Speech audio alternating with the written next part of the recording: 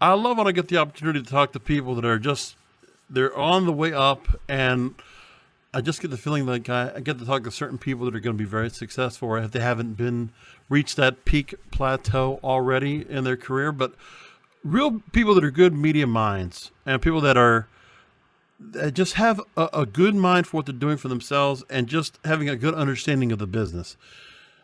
Joining me right now is one of the nation's outstanding personalities, as she claims.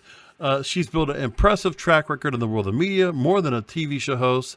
She's also a successful correspondent, actress, producer, and model. Worked all throughout the United States. I'm joined by the owner of Remi, Remi TV, Remi Jones. Thanks for joining me here on the show. My pleasure. So glad to have you. So, I got a chance to look at a lot of what you've been doing, and initially, some people might be familiar with your work before you started your own venture, which is Remi TV, which we'll talk about shortly. Is you worked on the New York City-based cable service or cable series called Video City Television Network. It's seen available in 5 million television homes. The first person you got to speak with in an interview was the Grammy Award-winning R&B singer Maya, which I love. I thought all her songs from the 90s, 2000 were fantastic. Talk to me about when you got to sit down for that first celebrity interview, and how did you think you did when you look back at it now? Well, when I first sat down with her, I was really nervous because it was my first celebrity interview. But a lot of people don't know that me and Maya were already friends. So, yeah. So what happened was when I first got on board, I said to myself, I need to do something that's going to make me stand out from everybody else. And I don't want to just be a regular host where I'm just interviewing just anybody. So, I reached out to her. I say, hey, listen, I started this show called Video City TV. I wanted to know if you could help me out by being my first celebrity interview.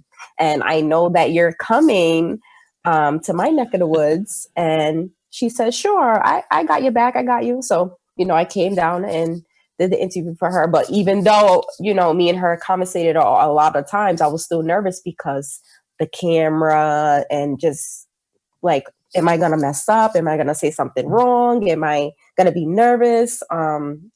But actually came out really good. And I asked her for some feedback. I said, so how did I do? Did I do okay? And she said, yeah, you did fine. Don't worry. You're going to do great.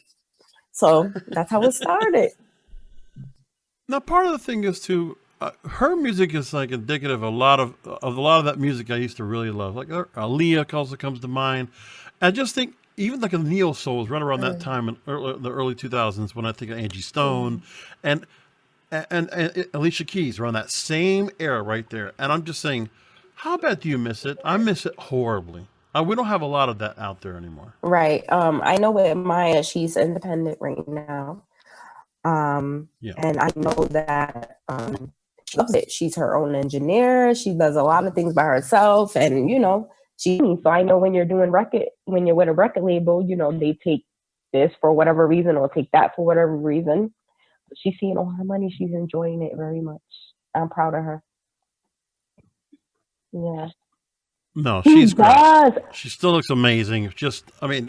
I just wish I saw more. I just wish I got to hear more of her music because it's right. And you know what? She has a lot of music out right now. She dropped a few albums, and a lot of people don't know about it. But I'm her advocate, so I always tell people, listen, download her music. It's on Apple iTunes, and she looks so fantastic. She's a vegan, and she actually got me into being a vegan. So I don't eat any meat, no dairy, anything. I'm trying to work on something like that, but I don't know if I could let steak and chicken go. It's kind of tough, or even fish. It's kind of hard, Now, besides Maya, you got to also talk to a number of celebrities, which we'll talk about now. Talk to them about some of the celebrities you did get to rub shoulders with, and how you got so comfortable asking any and all questions to some that were already top stars and those that were going to be future emerging artists.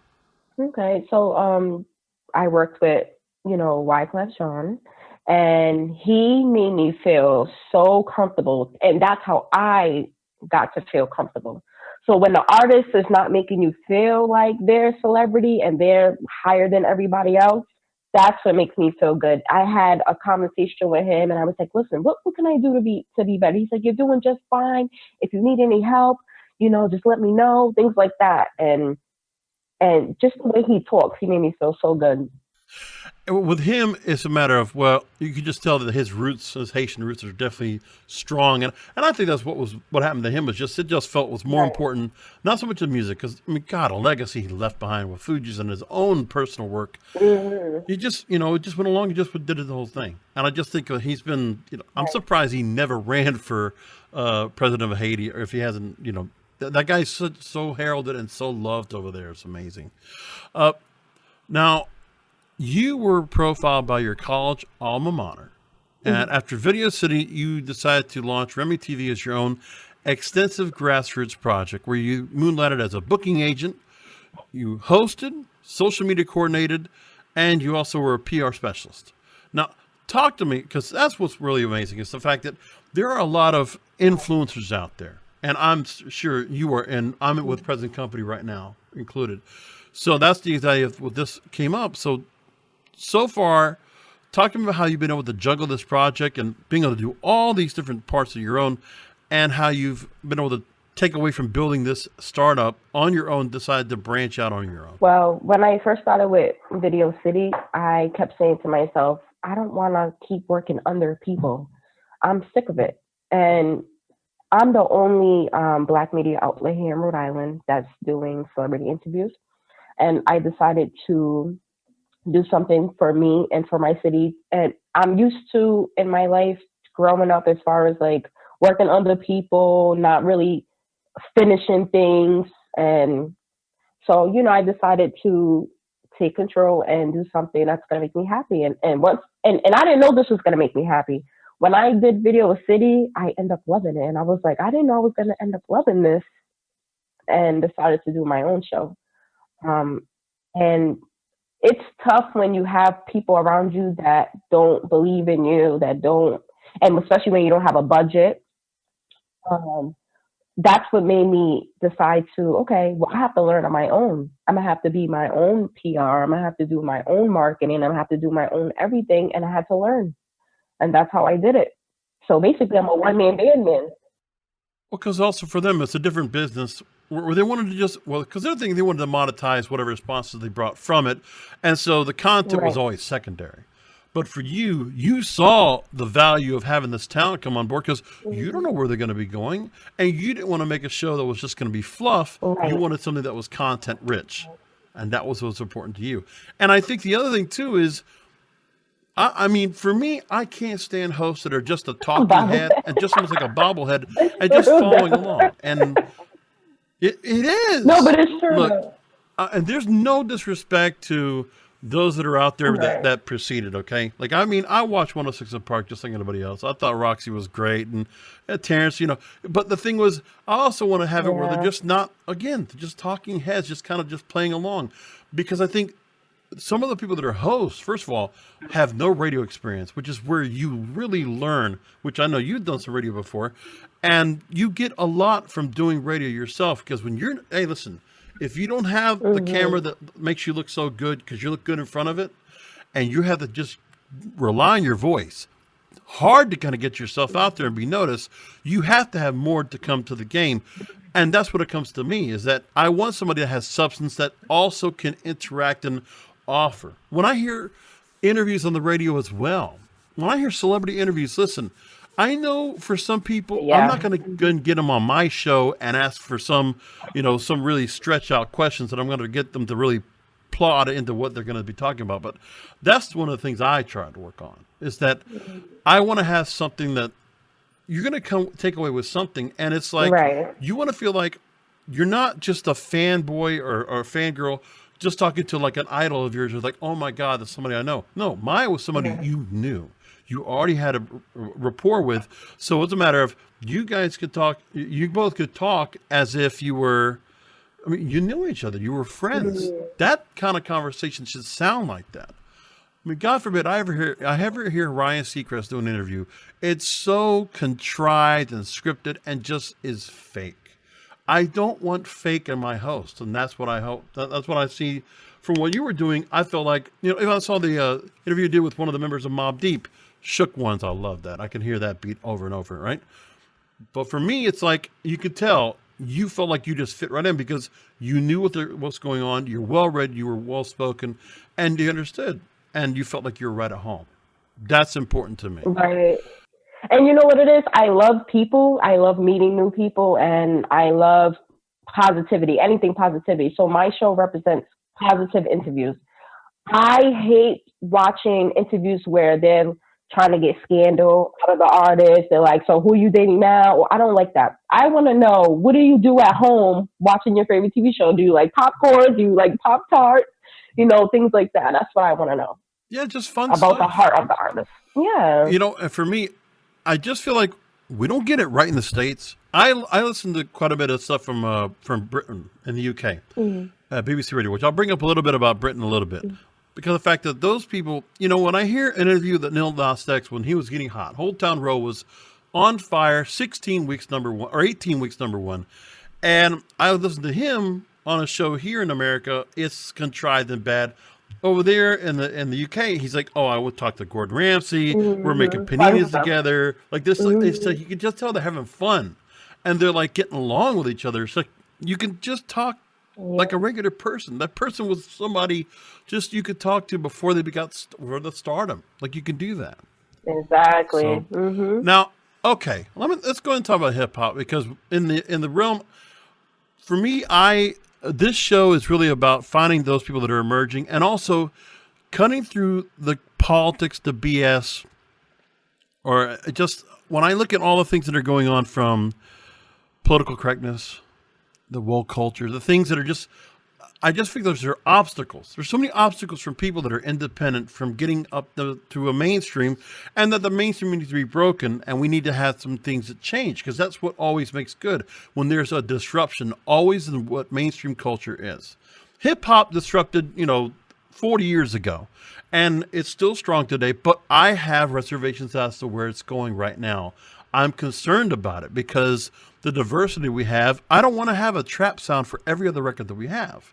The other thing too is, you just said it yourself, interviewers looking for salacious clickbait content. Now, case in point, a year ago, one of the stories we know about, Nicki Minaj had accused Cardi B of engaging in payola to promote her songs and as a result, prevent her rivals from gaining prime airtime. And then just this last month, Nicki was on her Beats One Apple Music Queen radio show. She said Cardi B, quote, became famous of sympathy and payola, and then Cardi B denied it. And then at P. Diddy's Revolt Media, his conference, he held a hip-hop summit in Atlanta. In a session he had that included 2 Chainz and Quality Control's Coach K. They talked about radio promotions. And it was about the high cost of getting on air. And payola now is going to get cracked down. Radio stations are going to get it now because the FCC has already made the request to start going after it, and the RIA the same way. Now, they said, the Coach K said, who's worked with Migos, Lil Yachty, Lil Baby, everything costs money, quote, it's the way of life. When you sign an artist, they're like, so when am I going on the radio? To take a record that y'all see on the radio become number one, that's $200,000. So obviously the hustle's still there to try to get records played. What do you think about this hustle that has to be made for a hip hop artist to get out and get mainstream radio airplay?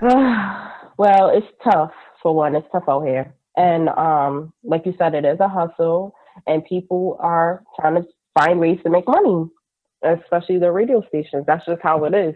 Well, the radio station that I work on, we don't do that. We don't charge artists to come on. We don't charge artists if we just play it. If we love it, we play it. And even with local artists, if we love them, we have them even come on the show. Hey, listen, let's talk about you. That's what we do. But as far as like the big radio stations, yeah, they do that. And right. I'm trying to think if I feel like it's wrong or not. Me as a person, as an entrepreneur coming up and wanting to live and feed my family, things like that, I don't see that there's anything wrong with it. But then again, it's like, I'm thinking, would I want to be charged to come on a show or have my music aired? Well, there was a time it was fine, but the thing is, it has to be an open playing field. Like, I don't care about everybody having their hustle. You know what? That's fine. If you want to get paid, part of it is the radio that's already, they don't pay their people. Talent is underpaid and underappreciated. That's been always for years. It's been like that. You go to any radio station, the salespeople have better desks, better computers than anybody in programming, always. Then you have the part where the companies that are also promoting records, you know, the program directors and the people in the station do not have autonomy anymore. They don't have the right to say, okay, this record gets played on here. There was a time it was. Like, I can tell you for a fact that I go to stations that, you know, they would have a pirate radio station and the real station to go to, and they would find a way to kind of interact. And yeah, everybody kind of paid. You put money in a record jacket, and you go like that. So, but then again, there are other songs that are out there that they don't need to go this route, and also independent labels can't do that. But say somebody like Quality Control, which has a reputation, yeah, you could do that. If Kendrick wants to do it, if Drake wants to do it, they all can do that. You know, that's what it comes down to. But I just don't like where it's coming from. Now, another thing that's been noticed a lot too, and another thing, radio's always not gotten it right when it comes to, you know, the legacy of hip hop music anyway, and how to, you know, chronicle it and what songs need to be played. Right. If there's a need to have a classic rock station, then there's a classic hip hop station. That format's trying to be built and hasn't gotten really identified yet. And I mean, some stations where I'm at in West Palm Beach, we have a station that's a local owned single mom and pop station.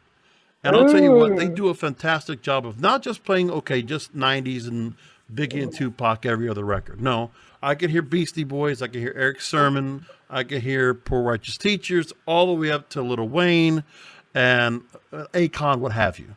Now, old school hip hop is now getting the spotlight. Now there's a history that everybody wants to go documentary style on it. So first off, you have AMC now has a new documentary series called Hip Hop, The Songs That Shook America. I love that. Spotify has their Mogul series, which I recommend everybody a few weeks ago about listening to season 2. Everything about the Two Live Crew and Miami bass music, which is fantastic. I grew up on that, by the way, Remi. That's just so you give the heads up. I love that. I grew up on Two Live Crew and like also like the Planet Rock, African Bambaataa, Egyptian Lover, that kind of the fast stuff. You know, like the dance music. It was a dancing kind of stuff. And Luke was the one that brought it here. He brought the Pac Jam and all that stuff. And in West Palm, we had the same thing. The bass music, the stuff you put, like the Wolf Excursion Test, you got a car that's got like a souped up ride, like Fast and Furious style with the ground effects. You have to have a good system in there. You need the music that plays it out right. That's what I grew up on. I mean, I also remember, even till up into 2000, I got to interview Trick Daddy when he was nobody. Like, you know, I'm Not a Player was the tracker that broke him here regionally. And I talked to him in Santana, his A&R guy from Slip and Slide Records. He was in his studios, and that's just like, I remember we were playing his music, and I was like, well, the first song was like a Luke song. It was Gone With Your Bad Self. That was the first release. I was like, that didn't hit. But the song was I'm Not a Player. It had a new sound to it. That got released as the second single, and that took him off. And the history. That's all there is. So for me, that's what it comes down to. Now, back to my question. Now, also Netflix has Hip Hop Revolution, Rhythm and Flow. Slate Magazine stated in an article that this, quote, the popular the history of hip hop is the clearest indication yet that hip hop has comfortably settled into what might be considered its classic rock phase. That isn't to say that the genre hasn't lost any currency or relevance. It remains the most relevant, innovative, and vibrant sphere of contemporary music, but rather its past has now more become a lucrative commodity unto itself. On some level, all the above endeavors are canon-building projects, curious blends of history and ideology, nostalgia, and marketing. What do you think about that point, what they're saying about where music is? Is it like a classic rock now? Is it like, does it have a shelf life that's always going to be there? I feel like, yeah. I feel like it's going that route because it's not the same anymore. Hip hop has went from, we had anthems, being lyrical. Anthems back in the day. Yeah, we did. It's totally different now. It's trap music. And also it's a different generation now. So I don't know how to feel about it. I feel like I'm sad about it, and at the same time, I'm welcoming the new generation and I'm welcoming the new music. So I do feel like it is going down that route of classic.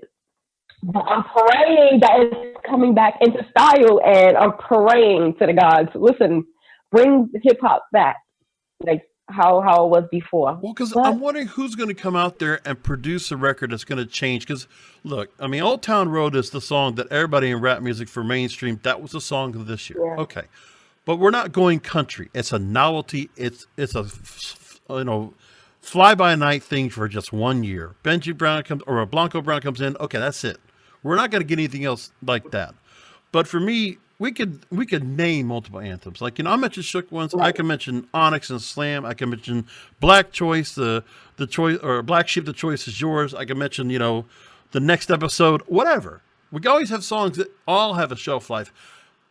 What we have now, listen, and no disrespect to the artists we have now, I don't know any artists that have more than one record in them that's worthwhile. And after that, what happens? Because when I say to myself, okay, Little Baby, Da Baby, and I'm trying to think who else that's also in that same realm. There isn't anybody that has like the shelf life to continue. Drake is like, okay, rolls everybody else away. Cardi B, Nicki Minaj, and now Megan Thee Stallion, like you have that female dynamic, and then you have just this middle mediocre ground of everybody else. Young Boy Never Broke, and I don't feel like there's anybody that stands out more than the others. I think Triple X was one of those guys because he was actually trying to diversify, and I actually enjoyed that. But who else does? Nobody wants to do that now, and I think the record companies are to blame for Right. that You too. know what I think? I think that we look at, well, I'm in between. I like a lot of the new school hip hop because I'm in the middle as far as age, so I could do both. But I understand, how you would feel that way.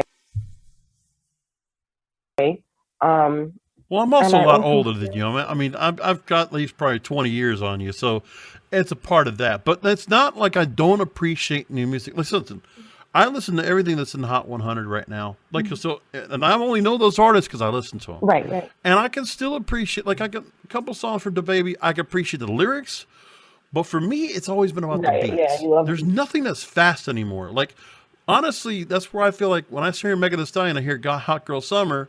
I mean, that's like, okay, that's Oh, what I want. Give me give me Power Glide. Give me Ray Smurd. Like, I want that kind of sound again. Give me you fast want something to dancing. go to the club with. Right, because And why does everything have to be in the club slow and like, okay, just methodical? No, let's bring it back up and get the BPMs back up again. Like, there was a time, right, and I noticed that the women are doing that. The women are yes, coming back with the anthems, with the good beats and the dance moves. And you know what, too, Migos, they have some good, club yes, music. but they've been a little bit out, but we're waiting for another album for them. We have to see them come back. But I mean, okay, Khaled comes out with another album. Every once in a while, he'll put in a Miami-worthy beat like "Wish Wish." That's a song I feel like that, and then Cardi sits in there. But that's the other thing too. I'm also a pet peeve, not just the mumble rap, which I've heard. You go look for Snoop Dogg talking about that on YouTube. It makes me laugh when he talks about it. But the mumble rap and the fact that you have certain artists that they have to rap to a certain cadence and they cannot change the style. Like, I don't need you to be Twista, okay? But you can diversify a bit. Like, okay, nobody does that. There's no difference. Nothing identifies anybody, and that's my problem. Right. I mean, what do you think about J. Cole? He's a good hip hop artist. No, he's good. Well, I think I'm trying to figure out, well, because he's like our current Nas. Hmm. He's really like that, and I mean, he represents his neighborhood. He definitely is who we are. There's that. I like 21 Savage. Hmm. I like his stuff. I think he's I got like 21 at least Savage. distinctive to him. It's distinctive. I mean, a lot. I can hear that with the gospel deal to it. I can listen to that all day long. And if anybody knew around like me, okay, Post Hmm. Malone and the respect there. Right. He's mainstream. I don't even consider him rap, but I guess he kind of sort of came from that. But then it's like, does the community piggyback off of him, or does he just like he's a standalone and that's what he is? Hmm. That's something I think about. Because I don't know. I mean, and then one thing also pissed me off was, you know what? I think he's dope. But I really don't listen to Post Malone Yeah. that much. So now you got me thinking. Now I might have to download some music today Because the and new album, I'll tell you, I about it. like a number of the songs, but I like the idea that as an artist, he's diversifying. Because look, he goes from Ozzy Osbourne with one song to working with the baby and all. It's like it's just a mix. Good. But you know what's good about that? Yeah. He's bringing in money from different audiences and, Right. getting fans from different type of audiences. That's good. Because remember, No. he went pop at one time. Right. But then also the other thing too is that you have certain artists that are like, okay, they pick it back off of somebody else, and I'm like, okay, that's fine. You go ahead and get featured on a billion records, and then you finally go and get yours. Well, Young Thug, I felt like it's like that. Okay, he's off of Goodbyes. He did Havana. I was like, all right, there you go. Put your album up there. Do the high pitch. Good for you. Okay, but is there something more to it? Like, I mean, I want somebody that's more recognized for more things.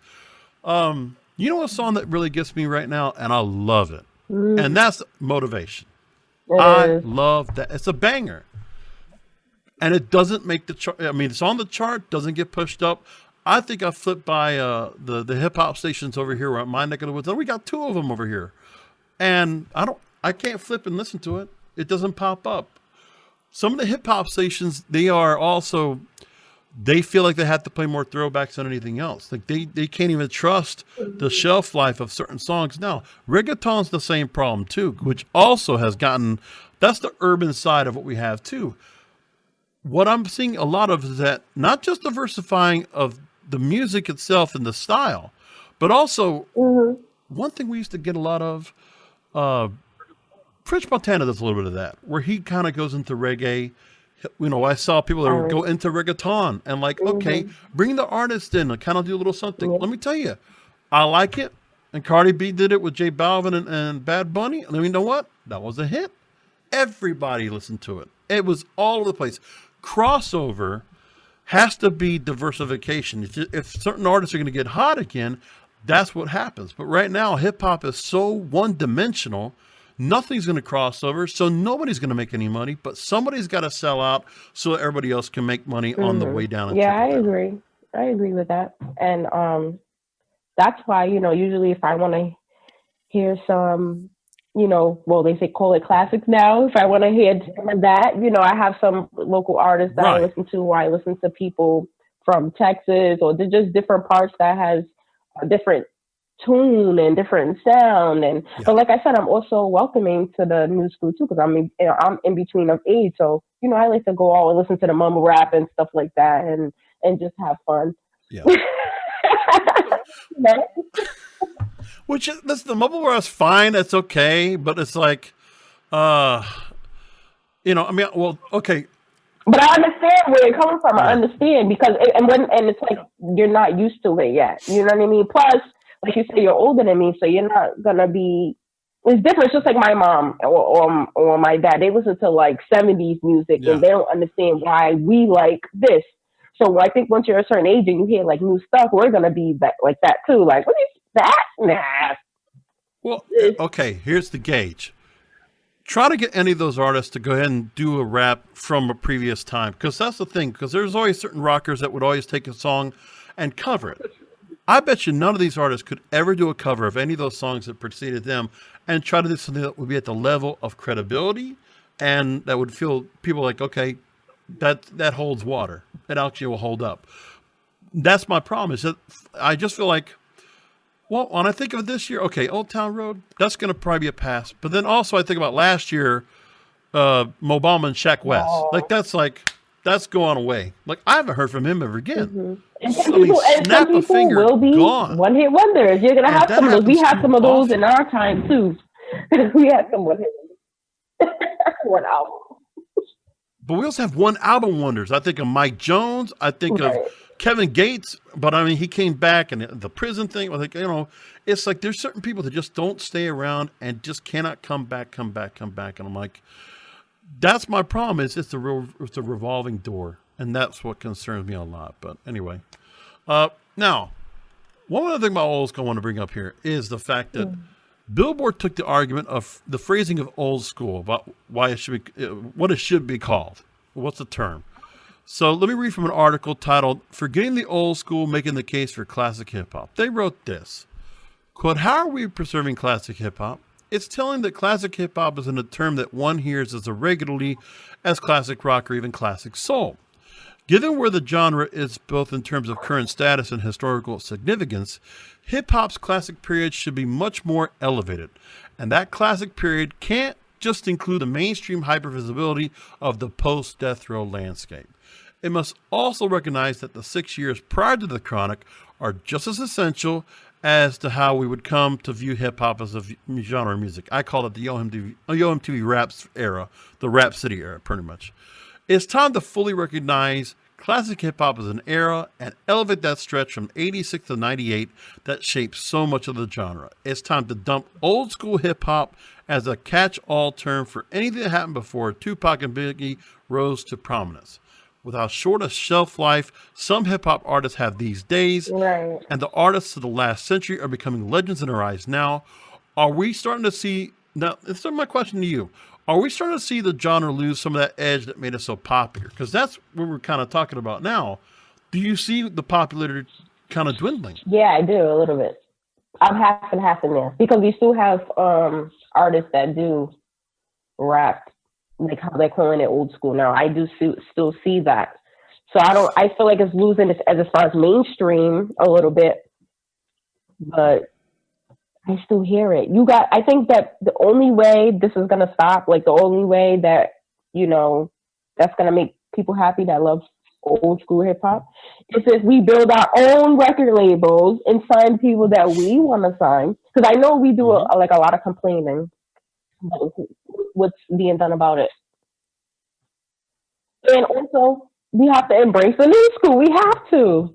Oh no, Getting old. I'm not dissing. I'm really not trying to diss. I'm just saying it is cookie cutter.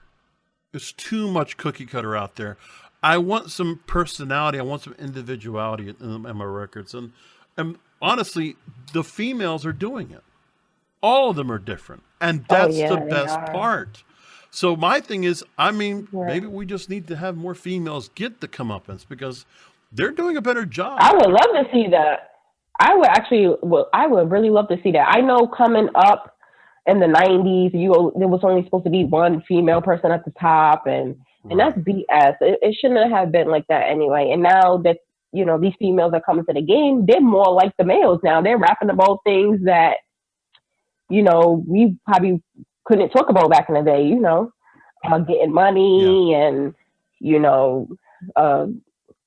not really dealing with men. Right. Well, that's what Lil' Kim and Foxy Brown were like that. And it's like, but the thing is, then it's like there was diversity still. I mean, Missy Elliott stood up from the pack because she was good.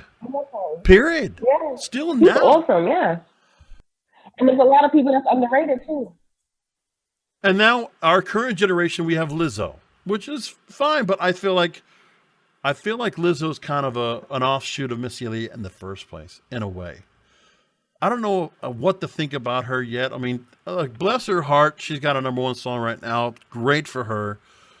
And she's living off of music that got put out 2 years ago, and finally she's recognized and noticed. That's good for her.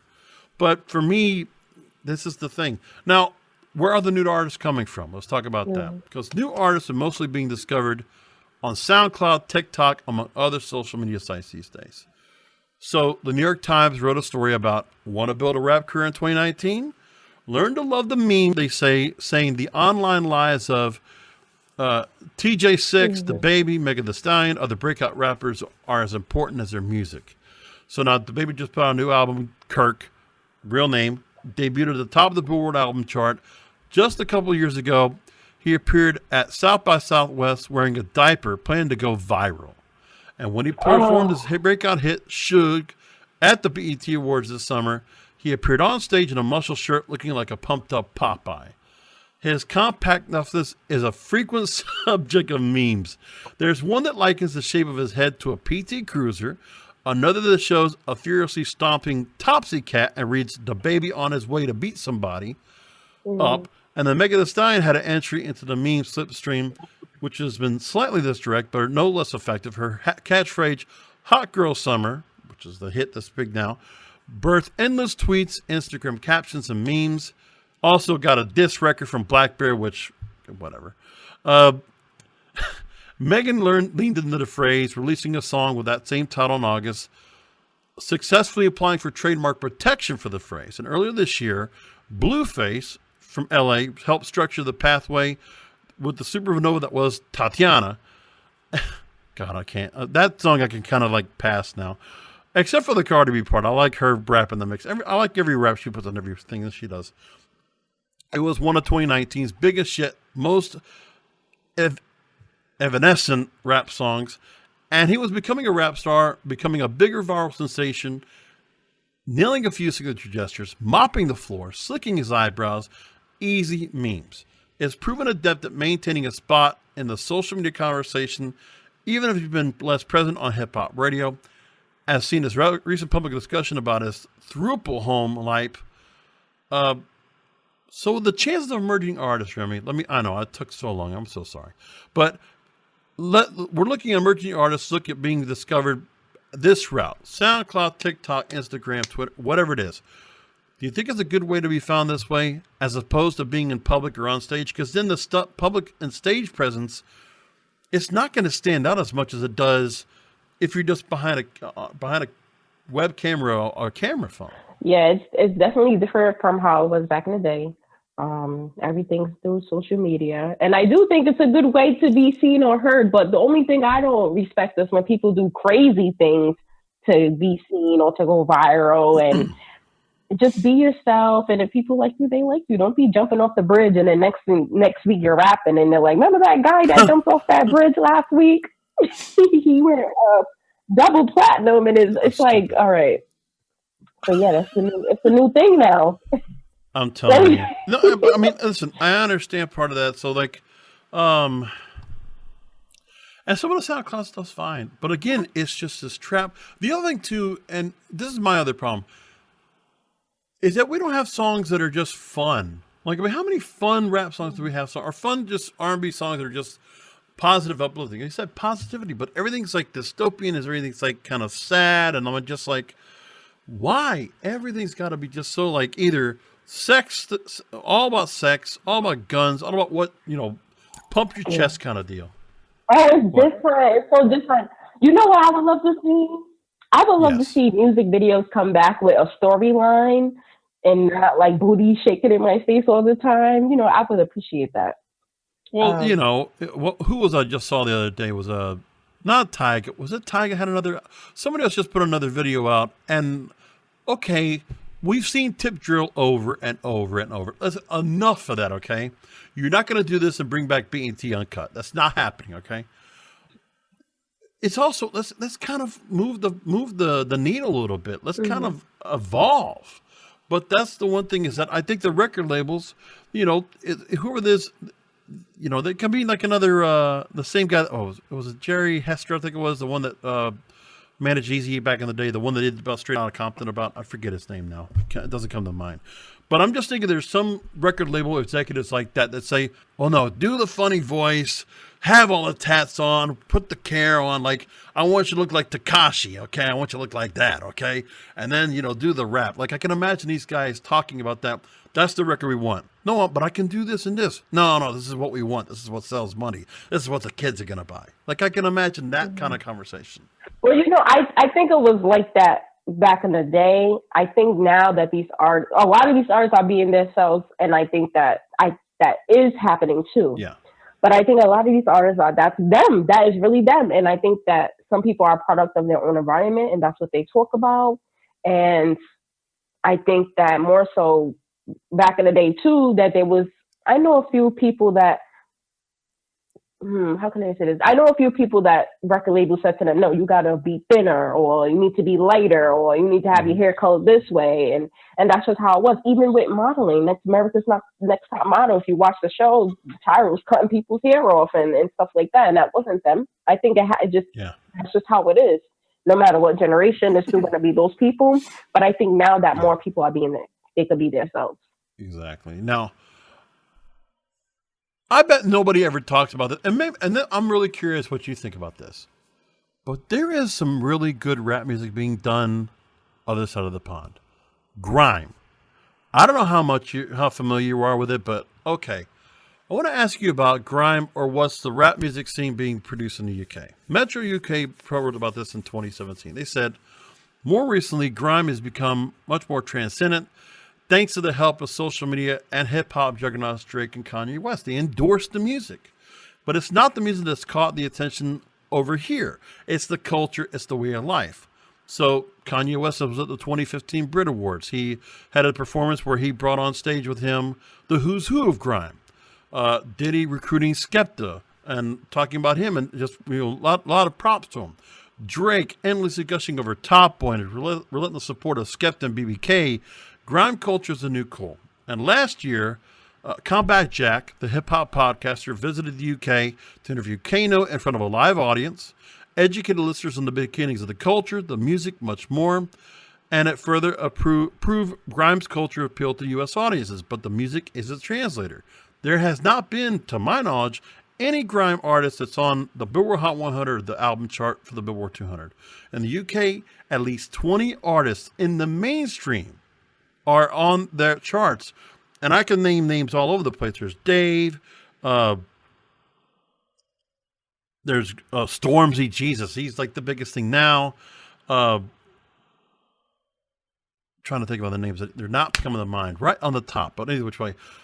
My question is, why do you think grime hasn't gotten over? And what do you think of the sound? I think it's because it's, again, a generational thing. It's not happening in the U.S. because of the new wave of hip hop. And I personally like it. I like all music. I'm the type of person that will just go on YouTube and listen to anybody because, music brings different feelings and emotions. And depending on how I feel, that's who I listen to. And the other thing, too, is that I just feel like, and this is where I'm coming from, because that's where the new rap I listen to now. A lot of it, because I think, okay, there's Young T, Bugsy, H. Oh, yeah. Oh, my God. So there's a song called Strike a Pose. That's a big hot song. And I'm trying to think when the song called So High, which takes a sample from Tony Braxton's You Making Me High. Mm-hmm. Awesome. It is. It's good stuff. And then I think about the number one song over there, Ed Sheeran worked with Stormzy on a song called Take Me Back to London. Ooh. It's good. And Stormzy, I think those artists would Dave, Burna Boy, they would all fit over there. And I think there should be kind of a molding of that.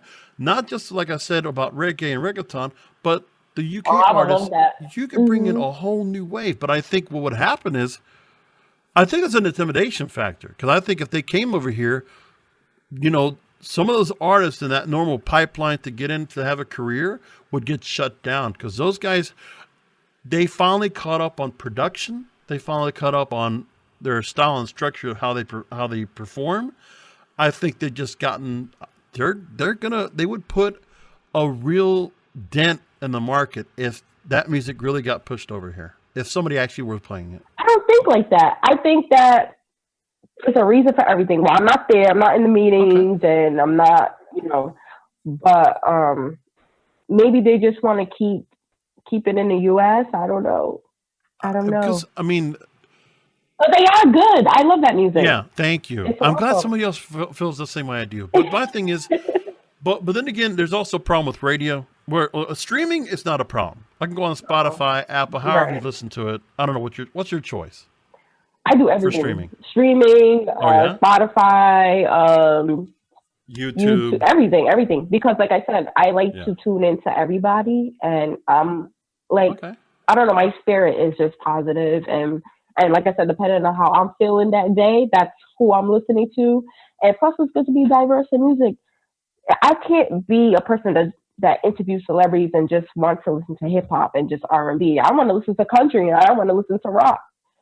You know what I mean? It's good to. Oh no, I'm not disagreeing with you, and that's the best part. Is that the fact is, I'm just using the example of hip hop and R&B for today, only because of the fact that it's an example to all the listeners out there to say, you know what? We're always going to identify with other music. I'm sure there's a whole lot more flavor of music that you listen to that I wouldn't know, and I'm sure we could talk hours about it. Okay, but for this case is that for this genre to survive well, just urban music in general, I wanted to have a sound that just it has variety. We have the artists that are stand out, and they just there's it hits a chord on different people, so that more people get drawn into the music and listen to it, and more people can enjoy it.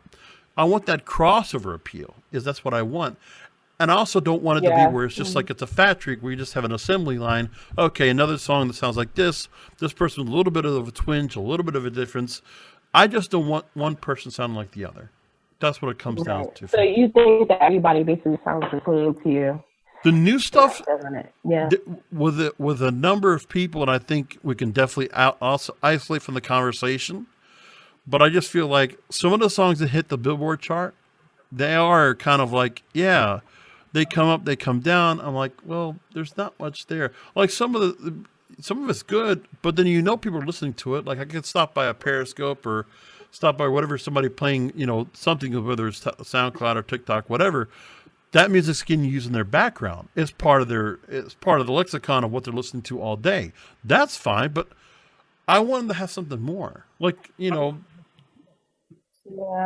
You're missing it. You're missing the fun. I was like, we had like celebrities, we had people that were just standout people, but like, if you had to like find somebody, but then again, personality, this is across the board. Radio hurts this, and just because everything's on the internet, you're just behind what you have. So if you meet somebody in person, they go be interviewed. They're not going to how much of a personality are they going to have? I just want variety again. I want something to where, because we had it like that before. There's things were just rolling so good, and we just had variety and people working together. I just don't feel like I want to have something different. So I don't want to hear the same trap beat over and over. I don't want it to be so slow and plodding. I want variety. I want a mixture, because then I don't want to be where I listen to a particular genre of music and I get tired of it and I have to like flip off. So, but for me, on Spotify, I listen to the Billboard Hot 100. And I listen to the official chart Hot 100, which is, okay, top 100 songs, everybody's listening to it, most streamed, downloaded, bought, period. So I know it's going to be what everybody's listening to. Mm-hmm. And that's my representation of everything. So like Billboard can have a country song, followed by a dance song, followed by a pop song, followed by some novelty song, whatever. Great. That's what I want. I want variety in my music. And if it's the same thing over and over and it's downbeat and it's like it's the same message, well, that's not the message I want. I think it'll be dope if we get some new artists and do a track with some of the old school artists and put it together and start introducing it back slowly but surely. I think that would be great. Yes. Did you see the performance? Oh, sorry. Well, what was the song that Chris Brown did with Busta Rhymes a few years back? I can't think about it right now. And Busta had like an amazing verse on there, and I forget the name of it now. I can't think of it right now in front of me, but that reminds me of like the kind of thing that I want to hear again. But who's out there that's willing to work? Like, okay, Fat Joe, all the way up. You can still have certain artists that can come back and put a record out. I love. Oh, look at me now. That's right. That's a song I'm like, that's exactly what we're looking for. I think that's. Yeah, and it was fast, it was jumping, and you're moving along with it, and like dance to it. There's a reason why, the music we had in Miami was always fast, because everybody grinded and like not twerking. No, what happened was, 30 years ago, because before 20 years ago, instead of actually just twerking, the girl might have still been twerking, but she had a guy right there, and they were bumping together and all that kind of deal, and that's what happened. And it's like, that was what was hot. I was like, what we had. And it's funny where I'm sorry? And you know what,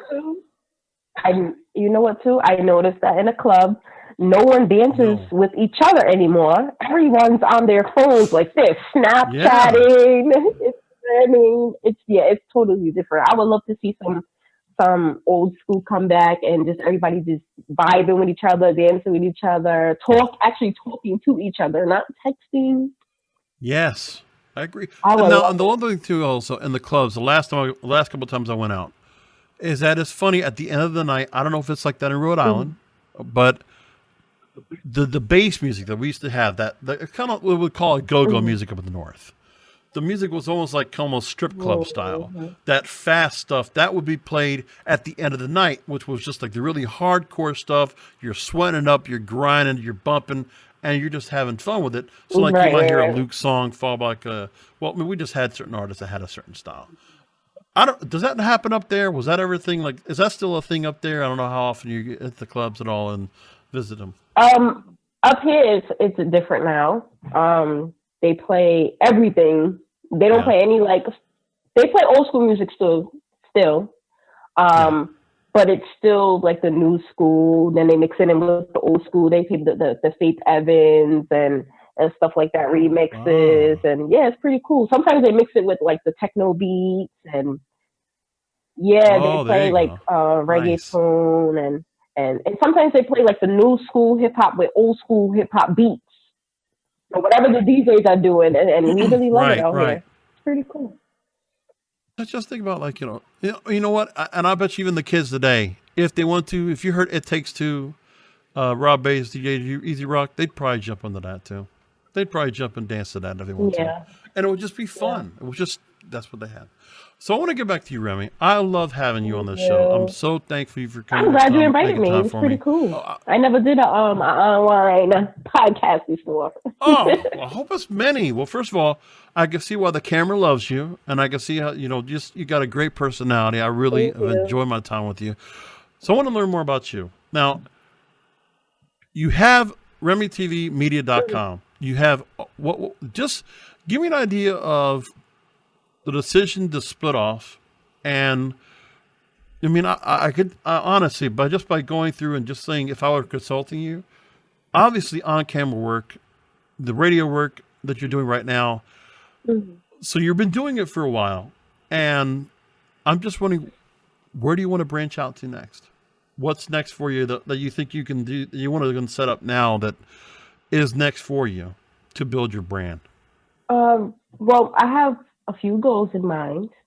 I really want to have a network, and I really want it to be on cable television. My show is right now in Rhode Island, just in Rhode Island and some parts in New York City, so in Brooklyn and in the Bronx. Hmm. But I want it to be nationwide, and my goal is to have some videos being played, maybe a top 10 countdown, and just with local artists to give them some exposure because I know how hard it is to want that you can't be heard or people's not giving you a chance. I want to be the person that's going to give them a chance. I want to have these artists come on my show and say, "Hey, listen to this person," and be on SoundCloud and not just celebrities. I also want to network to where I'm going to be interviewing business owners and especially entrepreneurs to have them be seen and heard. And if investors want to invest in them, I think that'll be a good thing. Absolutely, and I just think that what you're doing right now, I love what you're putting together. I just think that yeah, you could definitely with just the interview style can go out to a lot of different areas if you want to. I mean, I see what you're doing in terms of you want to offer PR service. You want to offer, artists that can get the chance to work with you and kind of bond. And honestly, just you're doing a lot of things. This is a startup. This is an entrepreneur effort. I'm just wondering, what are some of the things that you've learned so far that anybody else is a few years behind what you were trying to do? If they're trying to follow the same Mm. path that you have laid out, what are some things that anybody that's up and coming that wants to go and do something that is an influencer or an entrepreneur, young entrepreneur that wants to come in, especially where you're coming Well, from? What have you learned so far? yeah, I'm going to tell them I've learned that these people aren't your friends. You really are going to have to do things on your own. Everything that I built is on my own. You have to be in people's faces. You have to do your research, and it's going to be tough and it's going to be hard, and you're going to get a lot of no's, and you might get some yeses. But don't be discouraged and never, ever, ever quit because you just never know. You might be this close to the door, and if you quit, you might miss out on an opportunity. So that's what I have to say. Will there ever be a time where you would say to yourself that if somebody noticed you, because I mean, you do quite a bit of video interviews. I mean, I imagine somebody would eventually go and look and say, you know what, we want to try you out, audition you, do a screen test, see if we can have you on. If somebody else decided to go ahead and offer you the opportunity to go ahead and, keep doing what you're doing and then just branch yourself out, are you still open to taking projects that you might still have to work with somebody else? Yeah, so I love to stay busy and I'm a hard worker. And my advice to entrepreneurs is if you work hard and don't quit, you can reach your goals. And I didn't think that I would get this far as far as celebrities that I interview. I would never think I would interview Wyclef and Havoc. These are legends in the game. But I did it through hard work, and um, I would be appreciative if people would respect what I'm doing and the hustle, and maybe want to put me on their show, or maybe want to bring me onto their platform and collab and do things. Well, I can appreciate the hard work because I know for myself, I mean, I have my job where I work here in radio and I put a lot of content on my own. I'm trying to do the YouTube channel. Just again, I'm in that same plot, but again, you have a lot more years ahead of you to get started. Plus, I just hope you get a whole lot of doors open for you.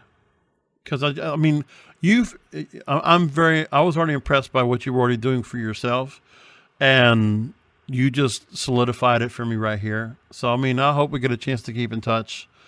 I really enjoyed talking to you. Well, if you do, let me know. We'll make time to kind of hang out. But I just want to see what else what's next for you, and I just hope that. Now, one question was you wanted to do it and try to make it through cable. So I'm sure you have the connections there, but what do you think about the idea about what you've been able to do so far online and where you've wanted to go with what you're doing now online at this point? I think that I'm gonna continue to make my YouTube videos and try to get it on as many streaming platforms as I can. And even when I reach my goal, because I'm gonna stay positive of being on a cable network, I'm still going to put it on to the streaming networks and YouTube, things like that. Yeah. Remi Jones, again, REMITVmedia.com. So thank you so much for being on the Broadcasters Podcast with me today. I really appreciate it. You're awesome. No, thank you for inviting me. Oh, thank you. No, you're awesome.